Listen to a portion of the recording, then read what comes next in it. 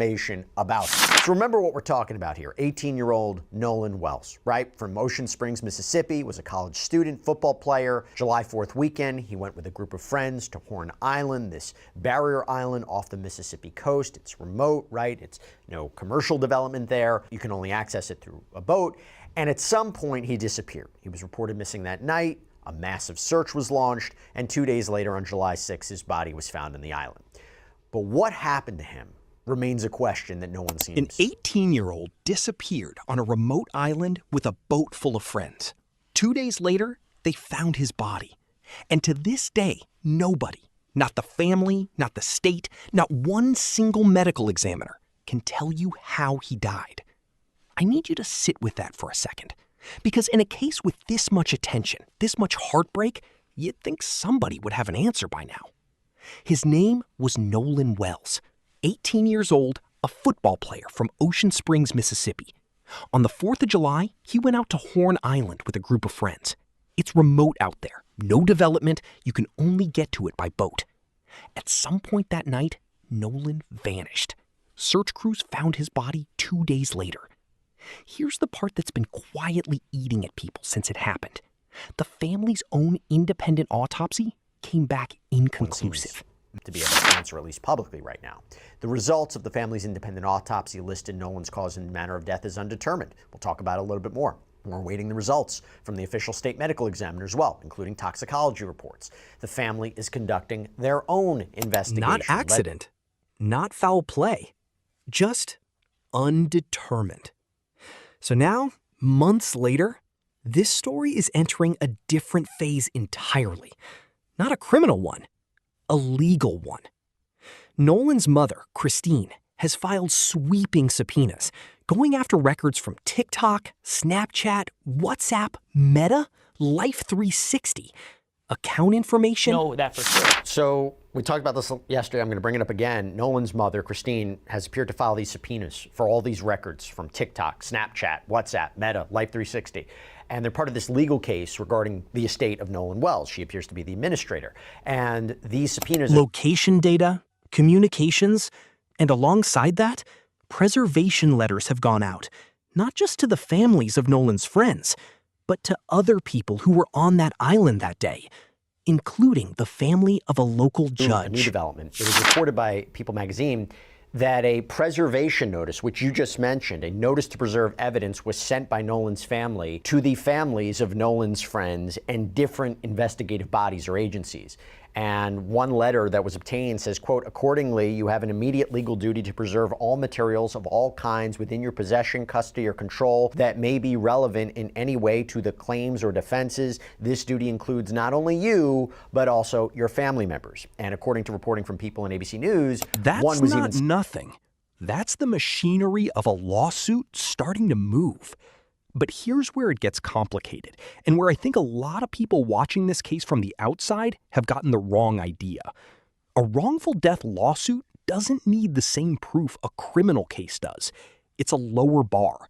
More likely than not, instead of beyond a reasonable doubt. You need to prove it's beyond a reasonable doubt. But if you are moving ahead with a lawsuit based on wrongful death or battery, you only need to prove it with a preponderance of the evidence. Is it more likely than not that it occurred? Lower standard, yeah. A lower standard, right? O.J. Simpson was found not guilty because the standard beyond a reasonable doubt was so high, but he was found liable for the deaths of Nicole Simpson. That's how O.J. Simpson walked free in a criminal trial and still got found liable in a civil one. So this isn't necessarily building toward criminal charges. It might just be the family trying to get answers the only way they currently can. And look, I understand that instinct completely. If it were my kid, I don't know that I'd trust anyone else to look hard enough either. But here's the part of this story that actually worries me the most, and it's not about Nolan's family at all. One of Nolan's friends, a young man named Bart Edmondson Jr., has never been named a suspect. Not once. He cooperated with police from the start, handed over his phone, his boat, his GPS, answered every question he was asked. And according to his family, he's the one who actually helped tow a struggling boat to safety that day. The very incident that's been misread online as something sinister. At no point in this process has Bart Jr. ever been identified as a suspect in Nolan's death. This has not stopped people from engaging in dangerous speculation, nor has it stopped outright fabrications. This week, it has been Bart Jr.'s turn to be accused by thousands of online strangers who do not know him, do not know any relevant facts, and do not care about our community or the truth of what happened. None of that mattered to the internet. Online speculation turned into accusations. Accusations turned into his family's home address getting posted publicly. And that turned into death threats. Real ones. After a week of egregiously false and defamatory accusations against Bart Edmondson Jr., accusations which resulted in credible death threats now being investigated by the FBI, the Edmondson family has released a statement addressing their son's knowledge of and One's now being investigated by the FBI. So his family did something you don't see very often in a case like this. They fought back, legally. They sent a cease and desist to the person they say started the false claims. And here's the thing that stuck with me. If you're hiding something, you generally don't invite a lawsuit that opens you up to depositions and discovery. You avoid that at all costs. The fact that multiple people around Nolan have chosen to speak on the record, to sit for interviews, to pursue legal action in the open, that tells you something.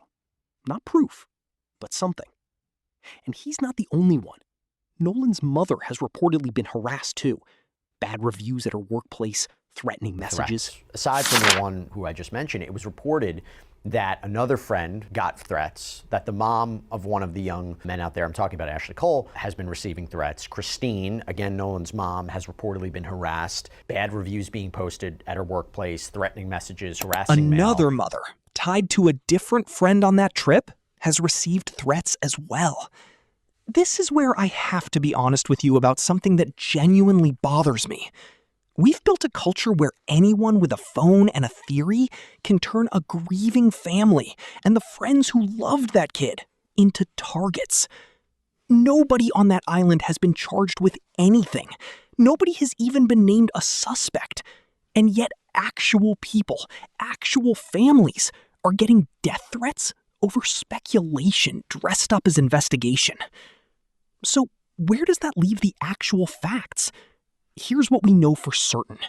The family's independent examiner found no signs of blunt force trauma, no lacerations. When you have a drowning, yeah, it's possible. They're saying it's inconclusive because right now there's no signs of blunt force trauma. There's no lacerations on the skin. There's the red discoloration on the back There of the was a head. red discoloration on the back of Nolan's head that hasn't been fully explained yet.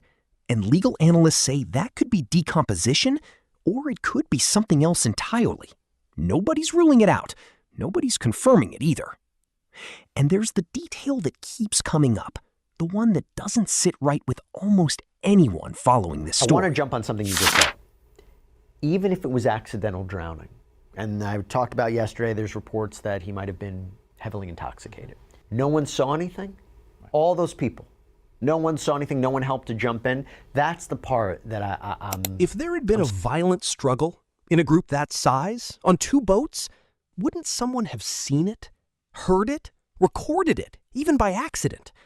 That silence is exactly why most legal analysts following this case believe the most likely explanation is still a tragic accidental drowning.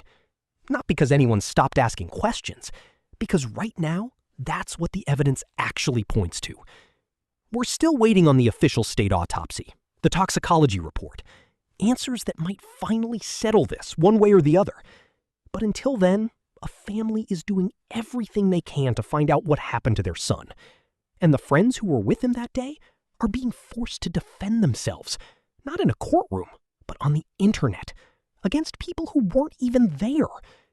So here's what I want to know from you. When does asking questions turn into destroying innocent people's lives? And where do you think the line actually is? Tell me in the comments, because I don't think this case is done raising that question.